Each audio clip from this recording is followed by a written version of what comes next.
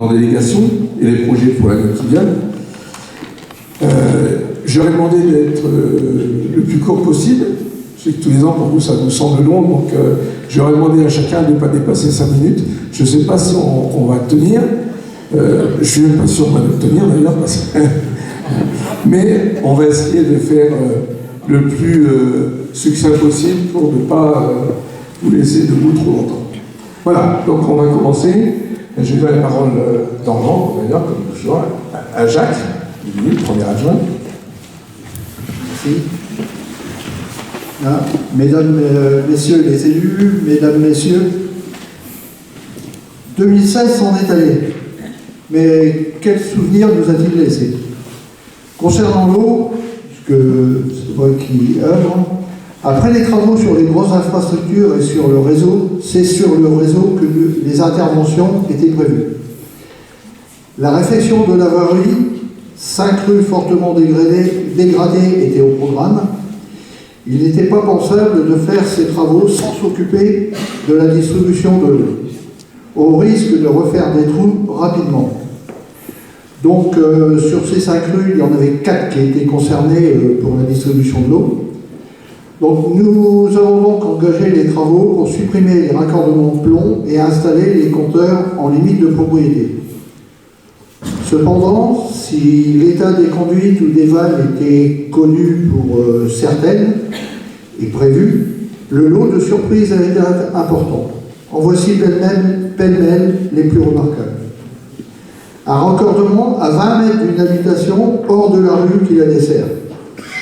Une conduite peu enfouie, elle était à 40 cm du tapis, qui n'aurait pas résisté pendant les travaux.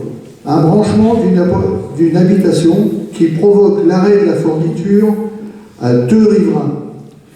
C'est-à-dire que quand on a branché une maison, c'était dans la rue de la Montagne des Trelles, et bien à 2 riverains en dessous, il n'avait plus d'eau. Il y avait un branchement, on va dire, un petit peu bizarre.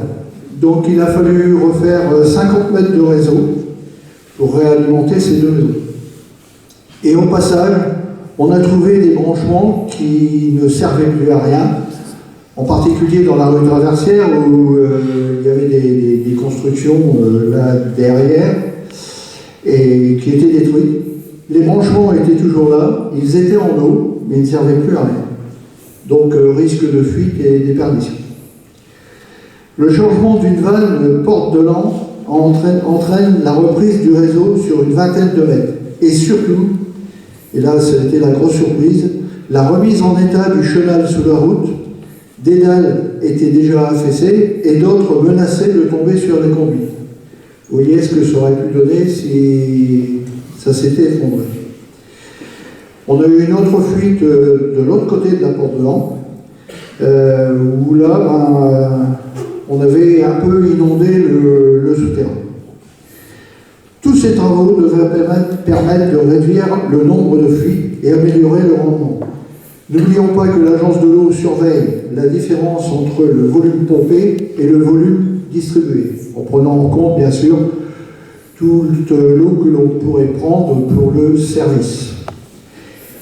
Les fuites nous ont aussi occupés, 8 pour l'année, dont 4 que je qualifierais de vicieuses. Une casse sur le trottoir du pont du rue Renault, avenue Framingham. L'eau s'écoulait discrètement, mais très discrètement, sous le pont le long des pierres. Après la réparation, les 2 parapets béton ont fait place à 2 rambardes plus esthétiques et surtout moins lourds. Donc de ce côté-là, on devrait être tranquille. Une fuite à l'angle de la rue du Mont-du-Charme et avenue de Framingham. L'eau ressortait avenue de Framingham. En réalité, la fuite était à quelques mètres et le coupable, c'était un branchement d'une ancienne fontaine publique. La fontaine a été démontée en surface, mais le branchement était resté. Donc on l'a supprimé aussi. Et, le lendemain, et 30 mètres plus loin, nous avions une nouvelle fuite. Là, c'est la conduite qui était fendue sur une 57 de centimètres. Alors, résultat des travaux de la veille ou je n'ai pas pu le déterminer. Casse dans le marais de Coucy-la-Ville, ça a été certainement la plus importante et la plus difficile. D'abord, c'était un week-end. Les châteaux d'eau n'étaient plus alimentés.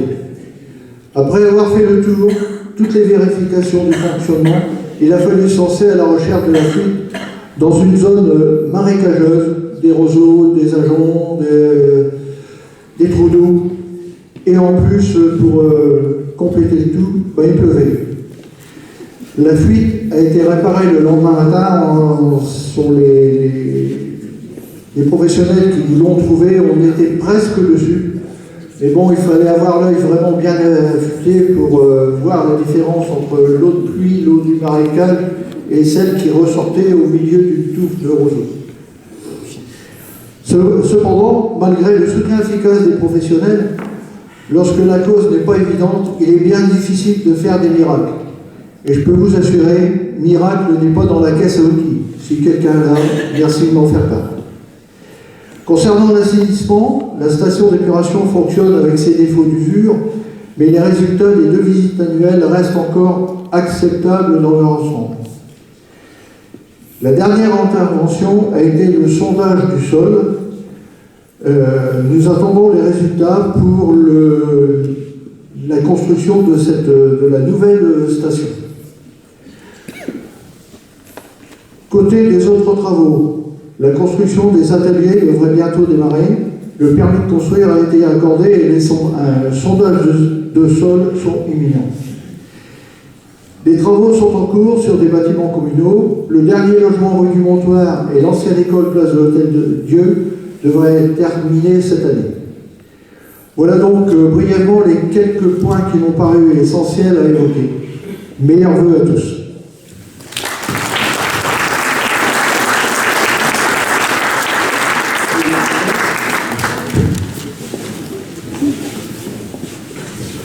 Bonjour et meilleurs vœux à toutes et à tous. Bien, je vais vous parler, peut-être pas dans l'ordre, mais des finances déjà, effectivement. Donc 2016 a été encore une fois une année riche en activité au niveau communal, j'en ai un peu parlé. Ceci est possible grâce à des finances saines et à une trésorerie satisfaisante. Malgré une baisse de la dotation de l'État, de 19 000 euros en 2016, qui s'ajoute à celle de 4 000 euros en 2015 et qui sera suivie en 2017 d'une nouvelle baisse de 19 000 euros. Alors pour vous situer les choses, le budget de la commune, les dépenses de fonctionnement ont été de 780 000 euros, comparables à celles de 2015, où maintenant les dépenses sont au plus serrées possible, et celles d'investissement de 310 000 euros, sans compter les travaux de voirie, pour 170 000 euros. Ces travaux ont été réalisés en grande partie en 2016, mais ils ne seront payés qu'en 2017, puisqu'ils ne sont pas tout à fait finis. 2017 sera une année difficile, à la fois à cause de la baisse des dotations et des subventions, et de la reprise de la compétence scolaire suite à la fusion des communautés de communes, qui risque d'entraîner des surcoûts importants pour la commune.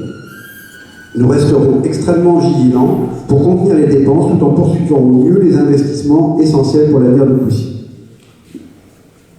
Un petit mot sur l'urbanisme. Nous avons acquis en 2016 un grand terrain situé en zone de développement urbain, en bas de Coucy, un peu plus d'1 hectare, qui se trouve entre la voie verte, le chemin des Prés et la nouvelle maison de retraite.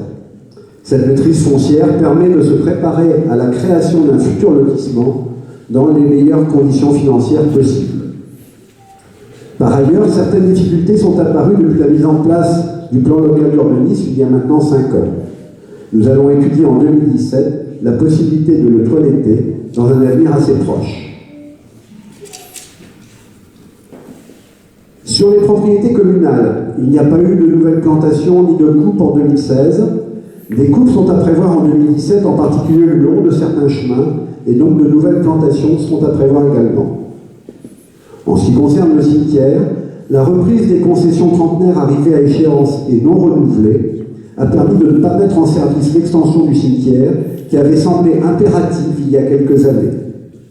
D'autres reprises sont à prévoir qui éviteront d'avoir des concessions à l'abandon et donc permettront d'embellir le cimetière. Par contre, nous allons installer un nouveau columbarium près du jardin du souvenir, l'actuel étant entièrement occupé. Et nous allons également réorganiser le jardin du souvenir, qui n'est plus aux normes, car là aussi les choses évoluent. La dispersion des cendres ne peut plus se faire sur l'herbe ni sur des graviers à même le sol, d'une part, donc ça suppose de mettre en place un puits. Et une plaque doit être installée pour chaque défunt dont les cendres sont dispersées en ce lieu. En ce qui concerne les services techniques municipaux, la commune emploie 4 agents titulaires. Je voulais les rappeler parce que les choses évoluant petit à petit, tout le monde ne connaît peut-être plus les employés. Donc 4 agents titulaires qui sont Thierry Dupont, Hervé Mugiot, Alexandre Fourdrinier et Boris Blondel. Tous sont polyvalents, même si chacun a une ou des missions principales liées à ses compétences particulières. Nous avons eu 2 départs en 2016, Dorian Ribaud qui a terminé son contrat d'avenir et ne pouvait pas être maintenu en contrat aidé, et Bruno Lenoble qui était en CDI, qui est parti en cours de contrat, embauché en CDI dans une entreprise privée, qui l'a recruté suite à une formation qualifiante que nous avions réalisée dans le cadre de son contrat. Il reste actuellement 2 personnes en contrat aidé, Jean-Noël Duménil, qui est en contrat unique d'insertion, et Aurélien Daumont, qui est en emploi d'avenir.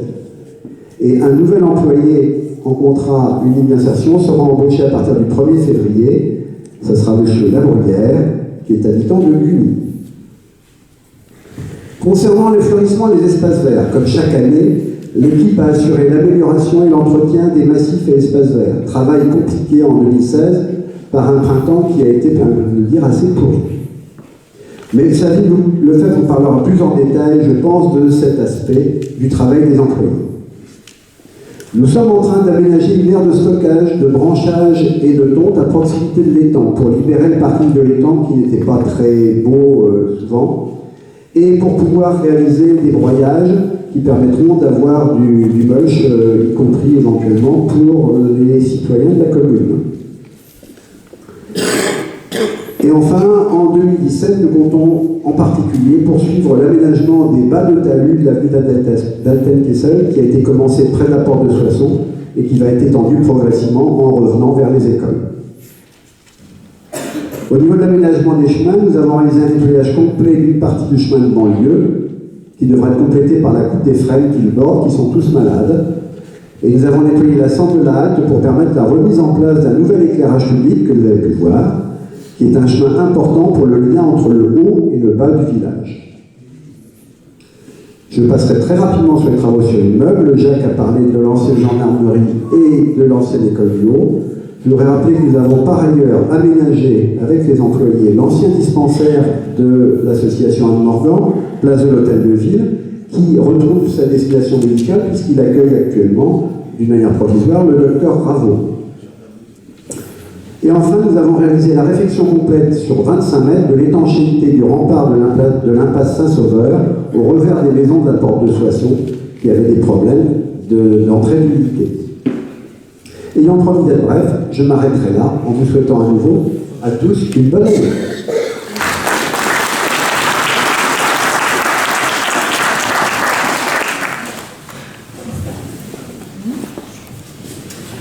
Chers Coussissiennes, chers Coussissiens, comme chaque année, nous voici réunis à l'occasion de la cérémonie des vœux du maire.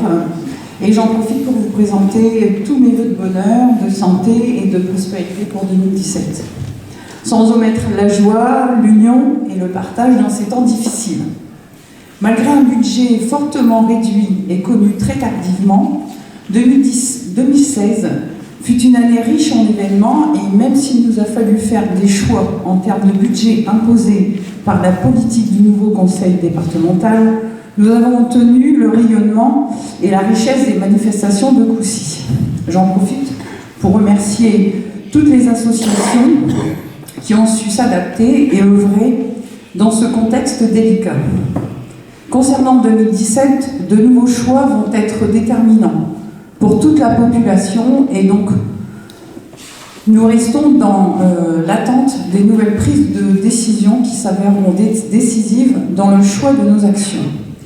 Je tenais à mentionner qu'en 2016, une exposition sur les habitants de Coucy s'est tenue dans la salle Gabriel Destré.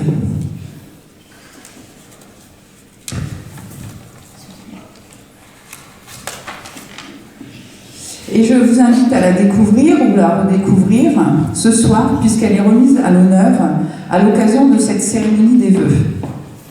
En ce sens, je remercie l'ANVCC et tout particulièrement le GREC, donc groupe de recherche et d'études de collection, qui s'est investi dans la recherche des documents et des photos.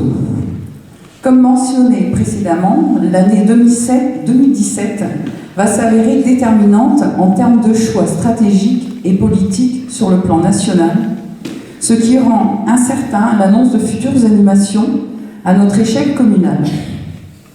En tant qu'adjointe en charge des animations pour les villes de Coucy, je peux annoncer la commémoration du centenaire de la destruction de notre château et de notre village lors de la Première Guerre mondiale. La NVCC est porteuse de 2 grands projets. En mars, en collaboration avec les monuments nationaux, et en septembre, je précise le 23 et le 24, pour une grande reconstitution qui mobilisera tous les habitants. Mon collègue, Christian Bigot, saura vous faire le détail des manifestations prévues à cette occasion. Pensez aussi à jeter un œil averti aux différents panneaux d'affichage de la commune. Ils vous tiendront informés du déroulement des diverses animations. Je me permets de vous rappeler, dans le cadre de ma charge aux affaires sociales, que le CCAS demeure à l'écoute de vos diverses demandes et que ces 9 membres sont disponibles afin d'y répondre au mieux. Je tiens à remercier tous mes collègues du conseil municipal qui œuvrent dans l'esprit d'équipe et partagent dans le même but, faire vivre Coucy au mieux. Une pensée particulière pour les employés techniques et administratifs et toutes les personnes qui participent au rayonnement de Coucy-Château. Voilà, bonne année, bonne santé.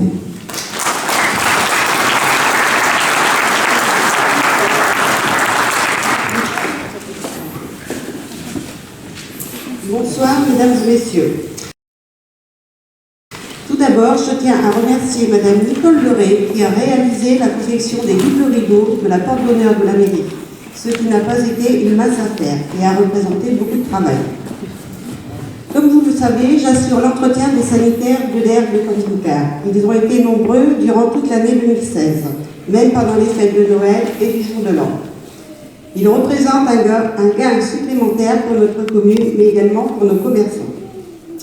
En ce qui concerne nos salles, elles sont louées pratiquement tous les week-ends. Pour la petite histoire, étant responsable des états des lieux, je me dis souvent que quand je travaillais, j'étais prise un week-end sur 2. Maintenant, je suis prise tous les week-ends. Les salles sont également prêtées gracieusement aux associations. J'en profite pour leur demander de respecter le travail de notre agent d'entretien et de ne pas oublier de donner un coup de balai ou autre avant de quitter les lieux. D'avance, merci. Pour finir, je vous présente tous mes vœux pour 2017, ainsi qu'à tous ceux qui vous sont chers. Bonne soirée.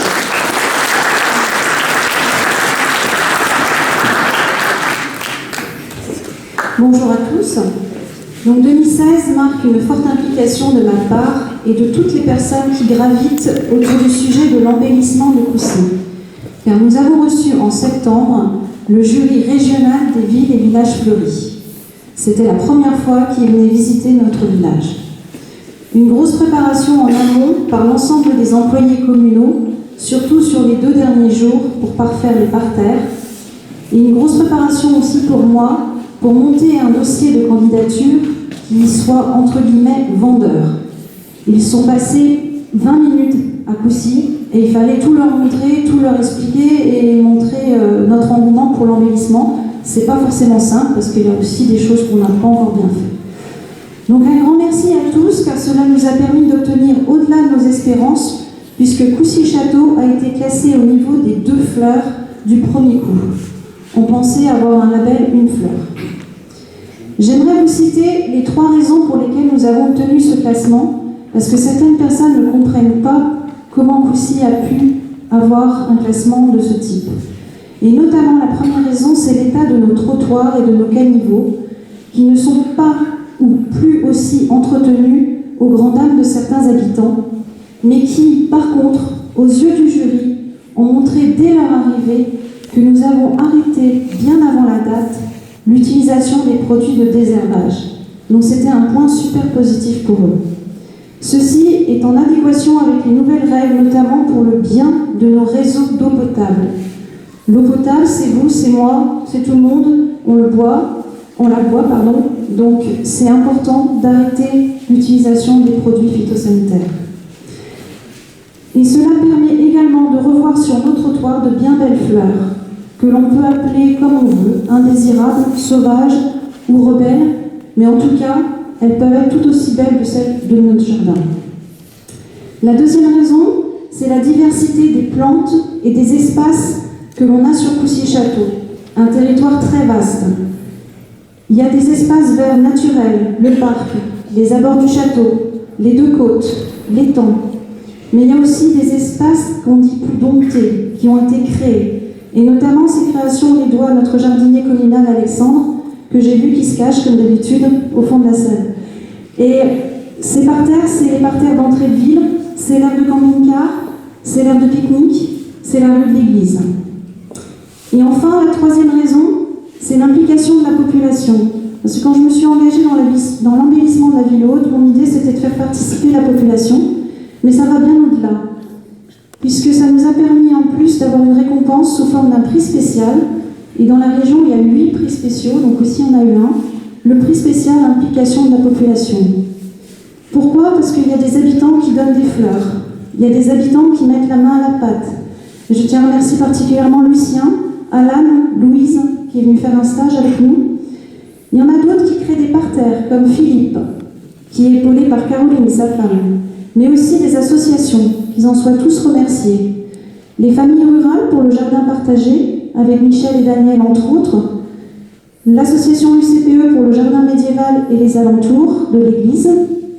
Ou encore la femme de Moyenbry pour le suivi des chèvres autour du château. Parce que dans ma présentation, j'ai fait aussi des anecdotes en disant que les chèvres, elles font aussi partie de nos jardiniers. Ensuite, mon deuxième engagement, qui dure aux côtés de Daniel, Josette et Camille depuis 6 ans, c'est la bonne tenue de la bibliothèque. En résumé, en 2016, nous avons fait une rencontre dédicace avec Séverine de la Porte-des-Vaux pour son livre d'enfant, Éclair Chevalier du Tonnerre. C'est donc une coussissienne. Vous avez pu voir peut-être pour certains un encart dans le dernier journal de l'Aisne. Son livre est du reste en vente à la bibliothèque pour ceux qui s'intéressent. Nous avons eu aussi des ateliers ludiques grâce à Josette Granier sur le codage pour créer des jeux sur tablette ou ordinateur spécialement pour les enfants de 8 à 11 ans.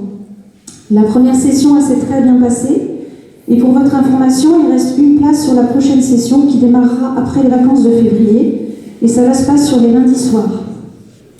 Nous avons eu aussi le plaisir de mettre en place des ateliers de modelage de porcelaine froide avec une autre coussissienne, Karine Moellec, que je tiens à remercier pour sa patience parce que c'était pas évident à mettre en place et les dates et les fournitures pour ces ateliers.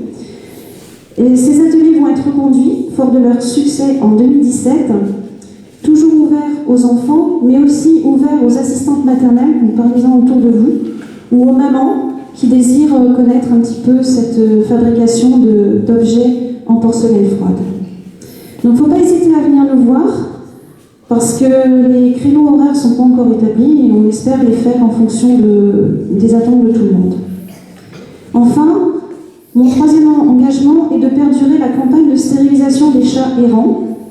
En 2016, 8 chats ou chattes ont été stérilisés, 12 chatons ont été euthanasiés, et malheureusement une chatte a été euthanasiée par le vétérinaire puisqu'il a découvert qu'elle avait une maladie transmissible.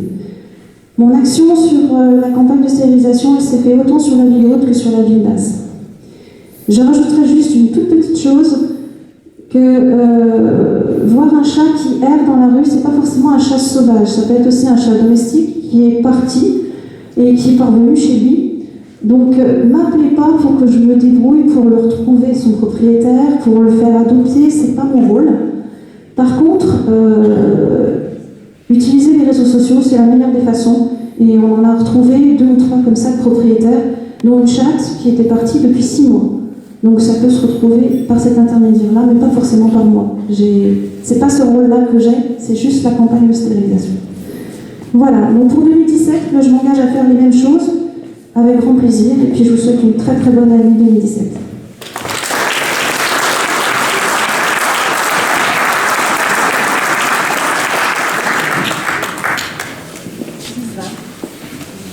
Merci à mes collègues pour ce rapport détaillé de leurs activités. Je peux vous dire que c'est agréable de pouvoir compter sur une équipe comme celle qu'il y a aussi, d'élus. Vous avez vu, il y a des adjoints, il y a des conseillers délégués. En fait, on a fait le choix d'avoir 3 adjoints et pas un 4e, ce qui nous a permis d'avoir 2 conseillers délégués. Et en dehors de ça, il y a aussi des membres du conseil municipal qui n'ont pas de délégation particulière, mais qui prennent toute leur part dans le travail de la municipalité, de la commune. Je tiens à vous remercier tous les uns et les autres pour ce travail que vous faites avec nous. Alors, l'année 2016 a été une nouvelle fois une année de montage de dossiers, de réalisation d'études pour préparer les projets futurs. Mais aussi une année riche en travaux. Alors, je vais peut-être répéter un peu ce qui a été dit, mais c'est pour que vous vous rendez compte quand la liste est complète, en fait, tout ce qui s'est fait, parce qu'on ne remarque pas forcément. Donc les rues, celle du Gouverneur, la traversière, le Nouvelle Saint-Jean avec le bout de la belle montagne, et puis la rue des Cailloux qui a commencé cette semaine. La poursuite de la remise en état d'illumination du château, il y a 2 tranches de réalisées, il y en a d'autres encore à faire, mais ça inclut quand même non négligeable. L'éclairage de la cendre de la hâte. Alors j'ai été ravi tout à l'heure qu'on me dise que c'était un plaisir de monter en haut de Poussy depuis le bas avec l'éclairage maintenant, les habitants de la ville là, qui sont dans la salle. S'il y en a qui me disaient que ça ne servait à rien d'éclairer cette centre-là, qu'il y avait pratiquement personne qui passait. Donc on a eu la preuve aujourd'hui que voilà, c'est utile.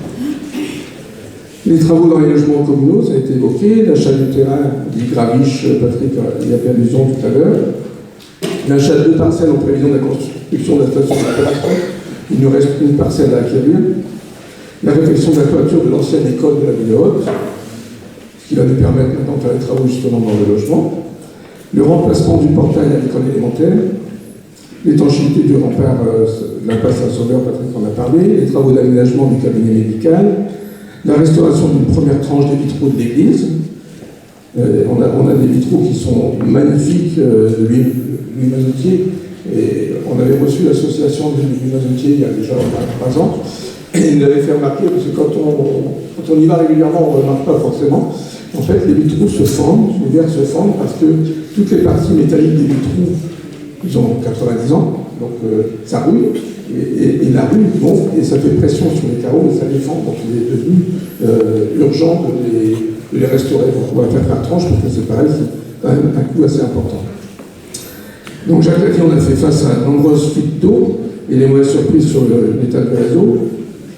Le fleurissement de la commune qui a été reconnu, Sabine en a parlé, par le jury régional, qui nous a attribué 2 fleurs dès son premier passage. Alors tout ceci a été possible grâce à une maîtrise des dépenses de fonctionnement, indispensable dans une période de baisse de dotation de l'État et de la baisse de l'aide du département pour la promotion et l'animation du site.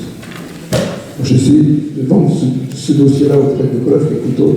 J'ai pas obtenu tout ce que j'aurais pu, mais on va continuer. Alors, au sujet de la maîtrise des dépenses, je souhaite m'adresser aux utilisateurs des salles communales et en particulier de celle-ci, à Saint-Gabriel-Esclave. Mon attention a été attirée quand j'ai vu la facture d'électricité du mois d'octobre, du 10 octobre au 10 novembre. On avait une facture de 900 € d'électricité sur un mois. Ça m'a fait un peu sourciller et je me suis dit, on a quand même là des efforts importants à faire pour réduire cette dépense-là. Alors il y a 2 solutions. On peut regarder comment on peut améliorer en mettant le programmateur, en réduisant les périodes de choc, etc. Mais en attendant qu'on puisse faire ça, moi je demande à tous les utilisateurs, alors je ne mets personne en cause, de faire bien attention. Quand on rentre dans la salle, c'est vrai qu'il fait peut-être quelquefois un peu frais, mais ne pas mettre le thermostat à fond, parce qu'on mette à fond, qu'on mette à la bonne température, ça revient exactement même. C'est pas parce qu'on ouvre à fond que ça va chauffer plus vite. Donc tout ça c'est bien. Et après on oublie, donc il reste à fond, et tout le monde s'en va, et la salle reste surchauffée sans qu'il y ait plus personne dedans. Donc ça c'est un exemple d'économie qu'on peut facilement faire. De même avec l'éclairage de la salle, franchement, 900 € d'électricité sur un mois, ça me paraît très... Alors je fais cette remarque-là pour les salles, mais c'est la même remarque pour les utilisateurs du stade. Il y a aussi là des consommations qui sont anormale. Au niveau du chauffage, je me souviens qu'au niveau des projecteurs, j'ai vu, maintenant c'est l'hiver, forcément, quand les gens arrivent pour l'entraînement, ils allument les projecteurs, c'est normal. Mais avant que l'hiver n'arrive, souvent les gens arrivent, il fait encore clair, et pour ne pas avoir à retourner les projecteurs en marche après, bon, on les met en arrivant, et comme ça on est clair, même si la lumière de jour est encore largement suffisante. Je pense que tout ça, c'est des dépenses qu'on doit être capable de régler. Alors, pour le fleurissement, donc, la participation des bénévoles, c'était souligné par Sabine, a été indispensable pour renforcer l'équipe technique. Sans cette participation des bénévoles, bien sûr, on n'en serait pas au niveau de fleurissement où on en est, et il y a encore des projets d'amélioration. Donc l'année 2016 a été l'année du 50e anniversaire du jumelage, de notre jumelage avec Alten-Kessel. Donc nous avons reçu nos amis allemands au mois de juillet, puis une délégation de 13 personnes a été reçue très chaleureusement le 29 octobre à Alten-Kessel. Pourquoi le 29 octobre? C'est parce que le jumelage entre Coucy et Alten-Kessel a été signé à Alten-Kessel exactement le 29 octobre 1966. Donc c'était juste dans le jour exact du 50e. Je dois dire qu'on a été superbement bien reçus par nos amis d'Alten-Kessel. Alors déjà, ils nous ont accueillis avec l'hôtel de ville éclairé avec des projecteurs en bleu, blanc, rouge. C'était quelque chose d'important. Non, ils ne payent pas le courant. Enfin, franchement, on a passé un week-end très très chaleureux à Alten-Kessel. Alors d'autre part, vous en avez peut-être entendu parler, grâce aux bénévoles de la MCC qui nous ont réalisé déjà un banc et qui vont en faire un deuxième. En fait, c'est une idée qui vient du maire de Lippic, la ville de Croix Juillet. Il va y avoir un banc identique dans chaque commune, et ça symbolise l'amitié. C'est le banc d'amitié entre nos deux communes. Donc le premier étant terminé, on s'est rendu à Lippic avec Benoît et Pierre-Alain qui ont assuré l'installation. Et nous, on a assuré le transport avec Jacques et Sophie pour avoir fait l'aller-retour avec une camionnette et le banc. Il est tout en pierre, il est franchement idéal. Alors 2016 a été marqué aussi par la préparation de la fusion de notre communauté de communes avec celle des Vallons d'Annecy. Donc vous en avez entendu parler, c'est le sujet pas du moment, parce que ça fait un moment qu'on est trop en parle.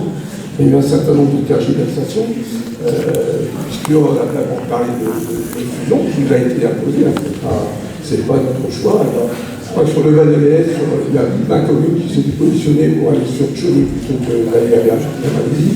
Et sur Annecy, je crois que c'est pareil, la Thierry, Jacques, vous reprenez si je dis, je crois que sur 16 communes d'Annecy, il y en avait 14 qui voulaient aller à Lens ou quelque chose comme ça. Et malgré ça, le préfet a dit, ben non, vous allez vous marier tous les deux. C'est comme ça. Alors le plus beau dans tout ça, c'est que dans un premier temps, il a voulu nous fusionner. Après, il a dit non, on va dissoudre le Val de l'Est et puis vous allez être absorbés par les Vallons d'Annecy.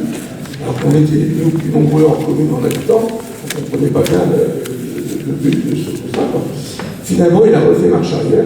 Je dois remercier Marie-Françoise, le chef de député, le député qui est intervenu auprès du préfet et qui nous a soutenus dans cette démarche. Donc finalement, il est revenu sur sa position, et c'est bien une fusion dont il s'agit. Alors c'est quand même mieux que l'absorption. Je dis toujours, maintenant on est content parce qu'on dit vous allez fusionner, vous n'êtes plus absorbé par la ville.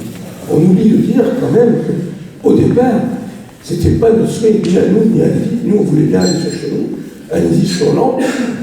Alors maintenant on a évité le pire, on a évité l'absorption, donc on est content. Mais je trouve qu'on ne devrait pas être content parce que ça ne s'arrête pas là-dessus.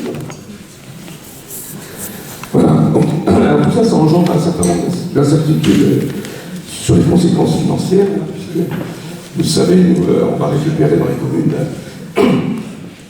on va récupérer la compétence scolaire, qui est une compétence quand même lourde. Avec nous, pour nous aussi, une difficulté supplémentaire, c'est qu'il y a actuellement 8 communes extérieures qui viennent à Coucy, donc il y a 9 communes à tout, avec la note dans les écoles de Coucy. Il y en aura, maintenant, on va créer un syndicat scolaire, donc il y en aura 7 extérieurs, Véronique Marette, si je dis non, c'est ça. Voilà. Donc 7 extérieurs plus Coucy, donc 8 communes. Alors ça, c'est pareil, hein, C'est vraiment magnifique, hein, parce que la loi NOTRe demande qu'on supprime les syndicats intercommunaux. Et là, le préfet, quand on a soulevé le problème de la gestion de la possible, puisqu'on est 8 communes au total, il nous dit créer un syndicat intercommunal. Voilà. Donc un jour, on dit qu'il faut les supprimer, un jour, on dit qu'il faut les mettre en place. C'est un peu difficile à comprendre. Alors, les conséquences financières de cette compétence scolaire, pour nous, commune de Coucy seule, je ne parle pas de notre commune qui fréquente l'école de Coucy, c'est environ 100 000 € le coût de fonctionnement des écoles. Donc il va falloir qu'on trouve. Pour mémoire, les recettes fiscales de la commune de Coucy, c'est 300 000 € par an. Il va falloir qu'on trouve 100 000 € de plus. Donc si jamais il n'y a pas un accord et une négociation bien faite dans la fusion, et que la communauté de communes, la nouvelle communauté de communes ne baisse pas ses taux en conséquence pour compenser ce que nous on est obligé d'augmenter, je ne vous dis pas les dégâts quand même. Faites le calcul, pas 100 000, il faut 100 000 de plus, c'est-à-dire qu'il faut augmenter les impôts de 30%. Si on en reste là. Je ne sais pas comment on peut faire. Et moi, ça me paraît impossible pour les habitants. Voilà. Donc ça, c'est vraiment quelque chose de très important pour nous en ce moment. Donc les conseils municipaux ont dû désigner des nouveaux délégués. Donc pour ce qui nous concerne, c'est Luminita, Nico et Jacques Luminier. Alors dans toutes ces difficultés, il y a Thierry Lemoine qui est dans la salle et qui va être candidat à la présidence de la nouvelle communauté de communes. Donc franchement, j'espère que Thierry va être élu et qu'on pourra s'appuyer sur lui pour défendre les intérêts de nos communes et de nos habitants. Alors malgré ce contexte difficile, on a des projets qui sont en cours et qu'on va réaliser, puisqu'il y en a certains qui sont déjà financés, qui ont été financés dans le budget 2016. Alors la construction des ateliers municipaux, qui était déjà dans le budget 2016, donc son financement est tout à fait prévu. Alors là encore, j'ai entendu dire par notre opposition au conseil municipal, mais après ça se fait dans la commune, forcément, pourquoi construire des ateliers municipaux aussi luxueux? Alors le budget des ateliers municipaux, c'est 700 000 €. Pas une petite somme. Donc notre principal conseil municipal d'opposition nous dit, mais pendant l'hiver, quand ils n'ont pas beaucoup de travail, dans les communaux, vous leur faites monter, vous leur faites monter 4 murs, vous mettez un coup de peinture blanche, et c'est bon, vous avez des ateliers. Moi je suis un peu surpris qu'en 2017 on tienne un discours comme ça. Parce que quand même, les employés ont besoin de travailler dans de bonnes conditions. En plus, il y a des normes qu'il faut absolument respecter. On a reçu une fois une jeune en travaux d'intérêt général, dans des conditions anormales, puisqu'on n'a pas de sanitaire femme. Par exemple. Ensuite, le stockage des produits phytosanitaires, etc., ça répond à un certain nombre de normes. Le fioul, etc. On n'est pas du tout aux normes, mais on ne peut pas dire on fait 4 murs, et c'est bon. Non. On doit construire des ateliers municipaux qui correspondent vraiment aux besoins de la commune et qui correspondent aux normes actuelles. Alors, sur le coût, franchement, c'est environ 700 000 €, je ne sais pas chiffrer ça, environ 700 000 €. On a 342 € de DETR, de subvention de l'État. Et encore une fois, je veux remercier Marie-Françoise Bechtel, parce que quand c'est passé en commission départementale, ça avait été un avis défavorable. Et Marie-Françoise a intervenu auprès du préfet pour qu'il nous donne la subvention. On a 342 000 € de subvention de l'État, DETR, sur ce dossier-là. On a 125 000, je crois, du département dans le cadre de l'IDF. On a 10 000 € de subvention d'Yves Daudigny sur son enveloppe parlementaire. On va revendre forcément les anciens bâtiments qui avaient été estimés en 2008 par les domaines à 160 000 €. Même si on les vend 100 000 €. Vous faites le calcul. Nos nouveaux ateliers municipaux vont coûter à peine 100 000 € à la commune. Et on aura des locaux aux normes et qui vont permettre aux employés de travailler dans des conditions normales. Donc je ne vois pas comment on peut nous accuser de dépenses extraordinaires. Non. C'est une dépense normale. Alors ensuite, dans les projets 2007, donc on a prévu d'acheter l'annexe de la maison de retraite, c'est la partie qui est entre le café et la mairie. Donc on en connaît le prix, c'est pas sans conseil d'administration de la maison de retraite, c'est 70 000 €. Mais pour un local, Il y a 13 chambres devant, il y a une petite salle derrière, il y a encore 2 bureaux, enfin, donc c'est pas un prix extraordinaire. Et donc, ce qu'on propose, c'est d'y aménager un centre de santé, puisque vous connaissez le problème de la santé sur le territoire, pas seulement à Coucy. Philippe peut en témoigner, je pense qu'il est quelque peu surbooké depuis un moment. Donc, notre idée, c'est de faire un centre de santé. Et tout à fait par hasard, au mois de novembre, j'ai rencontré une jeune femme médecin croate qui est intéressée pour venir s'installer à Coucy. Ensuite, la nouvelle station d'épuration, donc ça a été évoqué par Jacques, l'agrandissement de l'aire d'accueil de camping-car.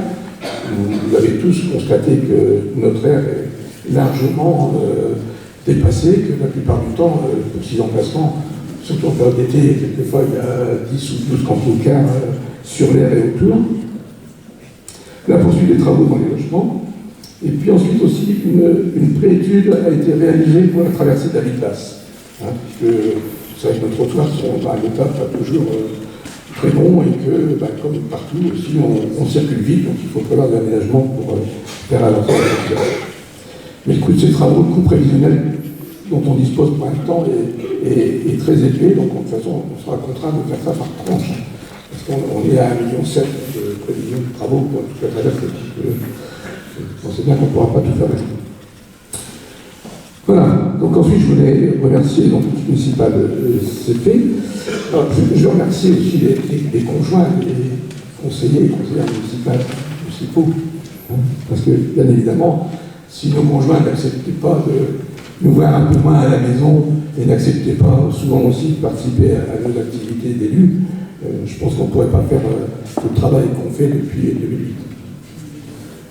Le personnel municipal, je veux remercier parce que si quelquefois on entend dans la commune des critiques, des reproches envers le personnel communal, je peux vous dire que dans l'ensemble, quand même, il y a des choses à améliorer, bien sûr, mais dans l'ensemble, on peut compter sur eux pour tous les travaux qu'on leur fait faire. Les associations qui participent bien sûr largement à la vie de la commune, nos élus départementaux, régionaux et nationaux, sur lesquels on peut compter pour défendre nos dossiers, et puis tous la gendarmerie, les pompiers, etc., sur qui on peut bien sûr s'appuyer. Rassurez-vous. Et puis tous les citoyens bénévoles qui nous ont aidés pour le fleurissement, mais il y en a qui nous aident aussi pour d'autres choses. Et je crois que dans la période difficile où on est, et qui, à mon avis, ne va pas changer demain, il est important de pouvoir compter sur des citoyens qui, bénévolement, font un effort pour améliorer la vie. Juste un petit mot là-dessus, pendant l'été, on a fait une belle information où on a demandé à chacun de nettoyer son trottoir, son caniveau. Je sais que pour certains, ça a été mal perçu, mais c'est quand même quelque chose qu'on a en droit, ça fait partie des devoirs des citoyens. Le trottoir et le caniveau, c'est chaque citoyen qui doit bien sûr nettoyer son trottoir, son caniveau. Après qu'il y ait des personnes âgées qui ne soient pas en capacité de le faire, on peut le comprendre facilement, et il suffit de le dire et on va faire ce que les personnes âgées ne peuvent pas faire. Mais je pense qu'il faut que les citoyens soient un peu plus responsables et n'attendent pas toujours que la collectivité fasse tout pour eux. Voilà, je crois que c'est devenu important dans la période actuelle et dans les mois, les années qui viennent. Les communes qui sauront faire participer leurs citoyens à un certain nombre de choses, de travaux, etc., s'en sortiront plutôt bien. Et les autres, ils resteront avec des installations qui ne sont pas toujours à la hauteur de l'espoir des habitants. Voilà. Je vais en terminer là et je vous souhaite à toutes et à tous une excellente année 2007, surtout la santé. Faites attention au sport en ce moment et ne perdez pas la voix pour que ce soit très bonne année à tous.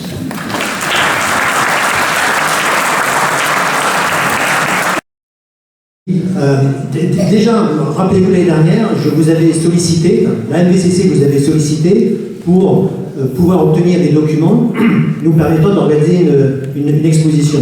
Là, vous voyez, l'exposition a été réalisée et donc on est tout à fait content, heureux et fiers de vous la présenter aujourd'hui. Effectivement, rapidement, je vais vous parler des commémorations de 2017. parce que comme vous le savez, cela va être une année très importante. Hein, c'est le centenaire de la destruction du château et du donjon. Donc il est tout à fait primordial qu'on marque cet événement. Donc il y a deux événements qui vont être importants et organisés. Le premier, le week-end du 18 et du 19 mars. Donc un certain nombre d'événements, de manifestations vont être organisés, notamment un circuit commémoratif, d'un côté en VTT et de l'autre en marche. VTT va commencer au niveau de Vic-sur-Aisne jusqu'à Poussy, marche du Mont-Guny jusqu'à Poussy. Donc tout le monde est invité à participer à ce circuit commémoratif, hein, qui marque le retour, le retrait des Allemands sur la ligne de Meaux. Toutes les journées de ce week-end, des conférences seront organisées le samedi et le dimanche. Le samedi par le Centre des Monuments Nationaux et le dimanche par l'association de mise en valeur du château de Coucy. Et sincèrement, vu les contacts que l'on a pu avoir avec les conférenciers, je vous invite à venir y assister parce que ce sera des conférences de très haut niveau. Un spectacle sera aussi organisé le samedi soir, le dimanche soir et le lundi soir. Alors, contrairement à ce qu'on avait annoncé, ce ne sera plus dans le gymnase, on a décidé ça cet après-midi, mais ce sera dans cette salle, pour des questions de communiquer, etc. Il y aura donc 2 soirées, plutôt 2 séances par jour au niveau du spectacle. Hein, comme vous le savez, l'association a vécu une année 2016 très difficile financière. Donc nous sommes actuellement, et merci d'ailleurs à tous ceux qui nous ont soutenus pour passer ce mauvais cap. Mais donc nous avons des finances, encore une fois une trésorerie qui est très tendue, donc nous avons fait, nous avons organisé ces événements avec des budgets très, très tendus, encore une fois, et nous comptons d'ailleurs encore une fois sur vous pour venir y assister, et sincèrement vous serez tout à fait heureux d'assister à ces événements. Alors ça c'est le premier week-end. Un autre week-end qui va être aussi très important, c'est le week-end du 23 et du 24 septembre, où, comme là aussi je vous l'ai annoncé l'année dernière, le Haut-de-Coucy sera fermé aux véhicules. Et donc ce qu'on souhaite réaliser, c'est représenter Coucy tel qu'il pouvait être en 1917. Donc là aussi, je dirais que nous comptons sur vous, sur toutes les associations coucyciennes, hein, sur vous. Si vous avez des compétences particulières, n'hésitez pas à nous rejoindre lors de ce week-end. Tout le monde est invité si possible, à être costumé comme vous pouvez être et habillé comme vous pouvez être en 1917 et présenter des vieux métiers, présenter un défilé. On a imaginé, et on a déjà prévu des défilés de véhicules anciens, reconstituer l'école du Haut qu'elle pouvait être en 1917, etc. etc., etc. Je ne vais pas vous faire le détail. Et pour cela, dans 15 jours, donc le vendredi 21 janvier, dans cette salle, à 17h30, nous convions tous les coucyciens qui souhaitent, coucyciens ou d'ailleurs les personnes d'autres communes qui souhaitent nous rejoindre dans l'organisation de ce week-end, donc de nous rejoindre, et on va aller plus dans le détail de ce week-end pour vous présenter exactement ce qu'on souhaite réaliser. Et bien évidemment, encore une fois, vous êtes tout à fait...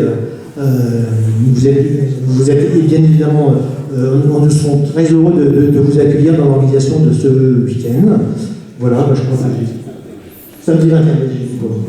Ah non, samedi 21, donc dans 15 jours, 21 janvier, dans cette salle à 17h30. Merci Patrick. Voilà, je crois que j'ai tout dit. Merci.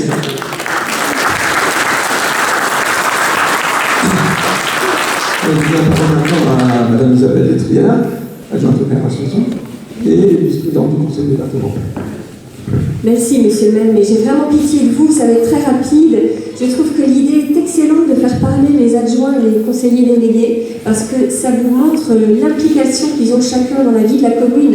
Et Dieu sait si les concitoyens ne s'en rendent pas toujours compte. Donc un grand coup de chapeau, et c'est la seule commune de l'Aisne, pourtant j'en fais des cérémonies de vœux, où je vois ça, où monsieur le maire laisse la parole à ses élus. Je trouve que c'est vraiment intéressant et c'est très positif. Mais du coup, c'est très long pour vous. Et j'entends des bruits d'ouvrage qui s'entrechoquent, les bouteilles un peu au loin, je vois les petits fours qui commencent à se déposer sur la table, et je vois que les regards commencent à se porter plus sur les petits fours que sur les écrans et sur les élus. Donc vraiment, rapidement, je voulais quand même juste préciser le rôle du conseil départemental que je représente ce soir. Je suis votre vice-présidente aux affaires sociales. Je suis celle qui s'occupe dans l'Aisne de tout ce qui est insertion, le RSA, mais aussi le handicap, l'autonomie, la vieillesse, les personnes âgées et la protection de l'enfance, les enfants placés. Donc n'hésitez pas, quand vous voyez vos parents vieillir, que vous commencez à vous poser la question de savoir s'il faut les mettre en maison de retraite ou non, s'il faut plutôt les maintenir à domicile avec des services d'aide à la personne. On travaille beaucoup sur le maintien à domicile. N'hésitez pas à contacter vos assistantes sociales qui sont gérées par le conseil départemental, mais aussi pour tout ce qui traite du handicap. Alors évidemment, à Coucy-le-Château, vous êtes aux premières loges aussi, avec, excusez-moi, j'ai un beau chat dans la gorge, avec cette maison de retraite qui va être bientôt inaugurée, qui est financée par le conseil départemental et qui sera gérée dans son fonctionnement par le conseil départemental. Et je siège aussi, par exemple, au collège de Coucy-le-Château, parce que le conseil départemental se charge de la gestion des collèges de l'Aisne. Donc vous avez un beau petit collège qui avait de grands besoins de travaux cette année, qui ont été faits et bien entamés cette année. Voilà, donc le conseil départemental, les collèges, les affaires sociales, la voirie avec le FDS, la voirie, on aide les communes qui participent au FDS et on participe à la voirie de vos villages, de vos villes, et les routes départementales évidemment. On a 7000 km de routes dans le département que nous entretenons avec les communes. Et puis le patrimoine, votre fameuse porte de l'an qui est en pleine restauration, le conseil départemental participe activement. Vous avez un tel patrimoine ici à Coucy-le-Château qu'on est avec vous pour l'entretenir et le protéger. On en est très fiers, comme vous, avec vous.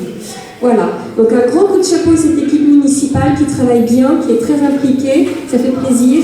Et je vous souhaite de tout mon cœur à chacun de vous une très belle année 2017, avec beaucoup d'heureux événements, beaucoup de joie et beaucoup d'espérance en l'avenir. Voilà, merci beaucoup.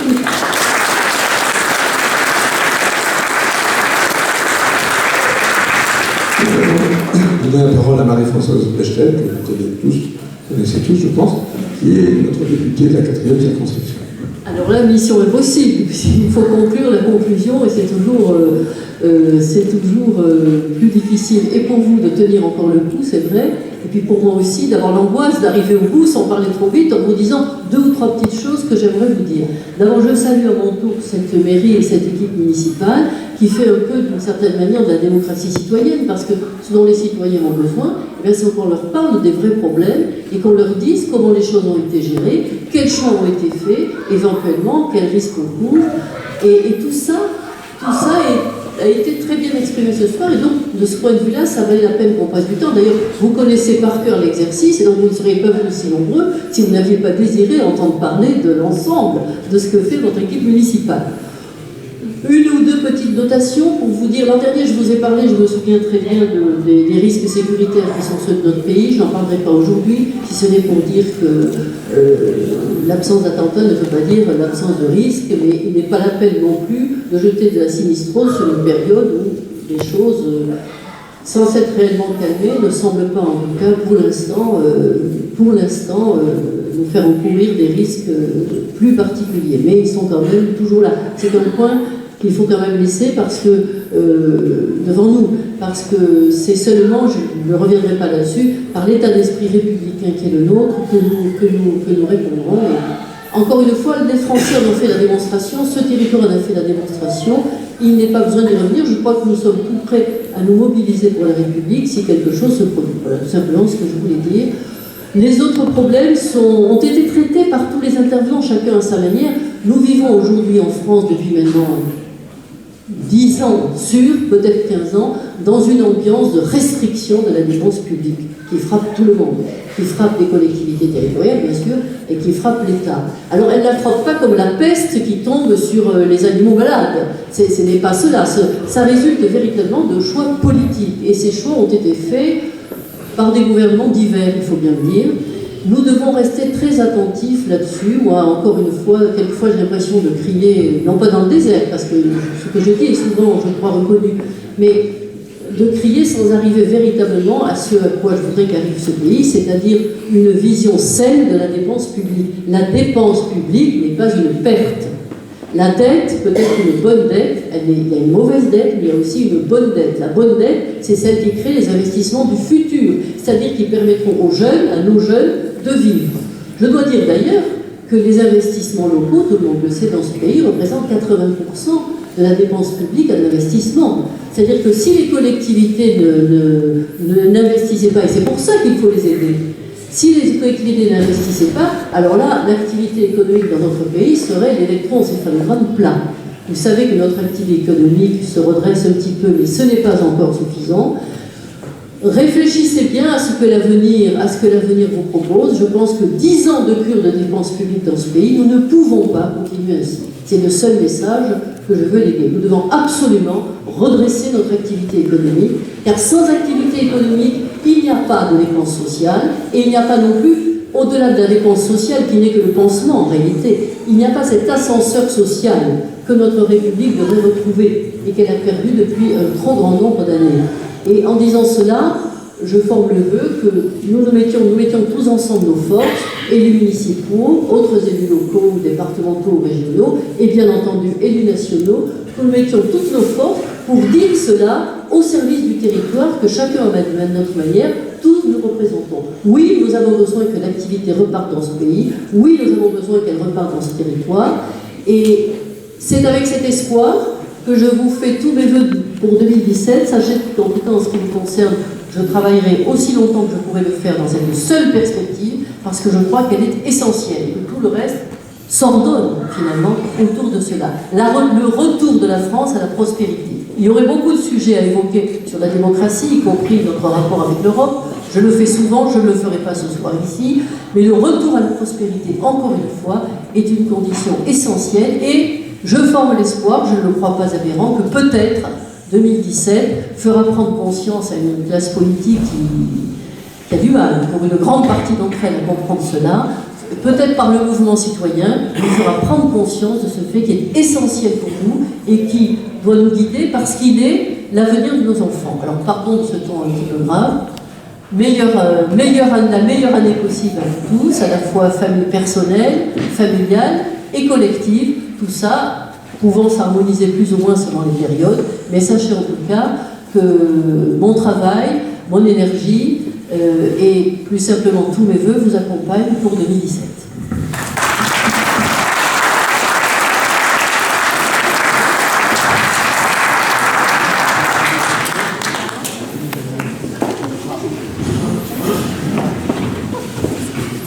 On va vous demander encore quelques minutes de patience. Alors, je vais appeler Hervé Ouzio, qui est quelque part dans la salle. Corinne qui se cache derrière.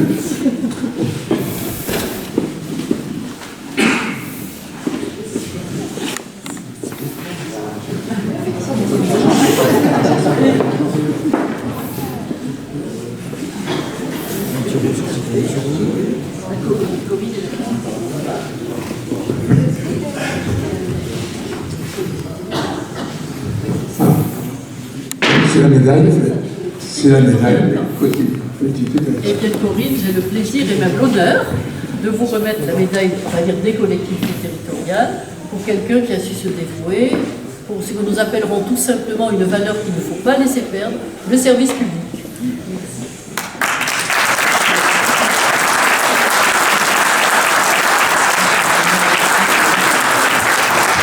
Donc la médaille de Corinne, c'est pour 20 ans de service. Public, oui. Voilà.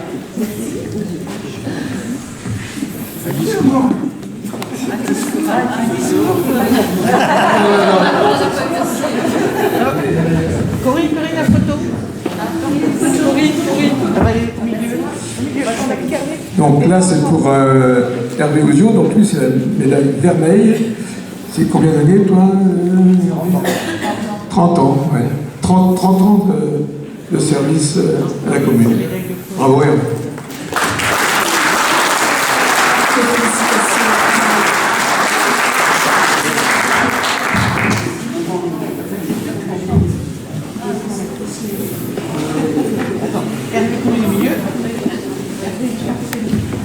Vous deux au milieu, puis les deux autour.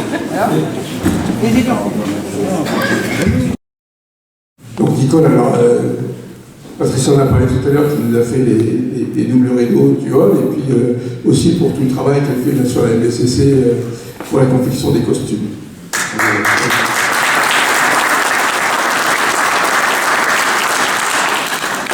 Alors, le deuxième, c'est Monsieur Petit, Bernard Petit, je ne l'ai pas vu non plus. Donc Monsieur Petit, je pense que bon nombre d'entre vous le connaissent maintenant, hein, c'est lui qui s'occupe de l'entretien de nos vignes dans la côte de Soissons. Il y passe beaucoup de temps, et vous savez, c'est un professionnel, et grâce à lui, on a une vigne maintenant qui est en très bon état, et qui, même si cette année, à cause de la maladie, on a peu de raisin, nous permet de récolter du raisin. Ensuite, Monsieur Philippe Théry, je sais qu'il est là. Il va chercher.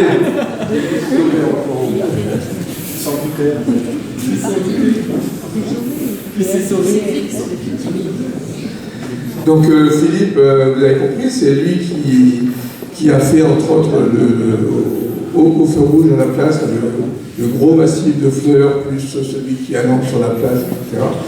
Donc c'est lui qui a pris en charge le fleurissement dans son petit quartier là-bas. On tenait à le remercier.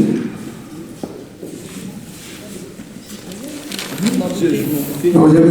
Lucien Henry, mais je ne l'ai pas vu non plus. Donc qui donne un gros coup de main à sa vigne dans le fleurissement de la Pénélope. Il est très très présent. Il est timide. Et puis il n'est pas là non plus. Alors ça va peut-être vous surprendre, c'est pas quelqu'un qui a travaillé au fleurissement, c'est pas quelqu'un qui fait des choses manuelles dans la commune. Mais moi j'ai souhaité qu'on lui remette ce diplôme d'honneur et qu'on le remercie. Vous me connaissez tous, hein, je ne suis pas un habitué de l'église, je ne suis pas un grand croyant, maintenant. Mais je respecte par contre tous ceux qui croient et qui sont capables de consacrer du temps pour les autres, y compris à l'intérieur de leur religion. Donc je voulais remettre ce diplôme d'honneur à M. Pierre Carle. Donc il n'est pas là aujourd'hui, mais voilà. Alors pourquoi Pierre? Je pense que vous avez tous compris. Si Pierre n'était pas là, qu'est-ce que nos familles feraient lors de l'enterrement? Ça fait des années que Pierre officie pour tous les enterrements de la région. Et je trouve qu'en plus à son âge, parce que ce n'est pas forcément de tout repos pour lui, il rend un grand service à la population, et je tenais à le mettre à l'honneur. Voilà.